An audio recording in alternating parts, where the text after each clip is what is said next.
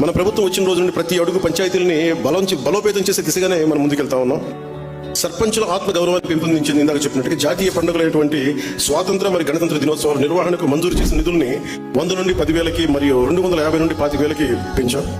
ఇప్పటి వరకు ఉపాధి హామీ పథకం కింద 46,94,000 కుటుంబాలకు చెందిన 75,23,000 మంది ఉపాధి శ్రామికులకి వారి సొంత గ్రామాల్లో ఉపాధిని కల్పించాం.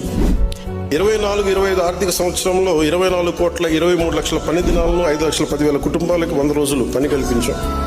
గ్రామ సభల ద్వారా గ్రామ స్థాయిలో ప్రజల అవసరాలను గుర్తించి ప్రాధాన్యతతో కూడి నిర్ణయాలు తీసుకుంటున్నాం.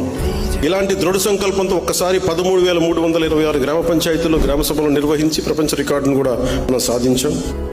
గ్రామ సభల్లో తీసుకున్న నిర్ణయాలు పల్లె పండుగ ద్వారా పూర్తి చేసిన పనులు మీ దృష్టికి తీసుకొస్తాం. 4,000 కిలోమీటర్లు సిసి రోడ్లు నిర్మించాం. 21,564 గోకులాలు నిర్మించాం. 12,950 నీటి తొట్టులని, అంటే మనకి మూగజీవాలకు కావాల్సిన నీటి తొట్టుల్ని నిర్మించాం. 20,286 ఫామ్ పౌండ్స్ని మనం పూర్తి చేశాం. ఖర్చు చేసిన మొత్తం దాదాపు 10,669 కోట్లు. ఇదంతా ఒక సంవత్సరంలో, ఇంకా అవల కరెక్ట్గా చెప్పండి 9 నెలలు. మొన్నే అడవి తల్లి బాటని కార్యక్రమాన్ని ప్రారంభించాం.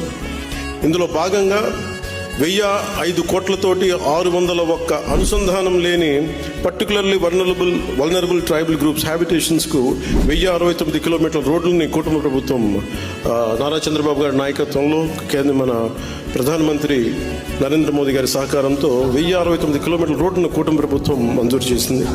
రాష్ట్రీయ గ్రామ స్వరాజ్ అభియాన్ ర్యాంకింగ్స్లో అంటే ఎక్కడ 24వ స్థానం గత ప్రభుత్వంలో 5 ఏళ్ల వాళ్ళ పరిపాలనలో రాష్ట్రీయ గ్రామ స్వరాజ్ అభియాన్ ర్యాంకింగ్స్లో మన 24వ స్థానంలో ఉన్నది.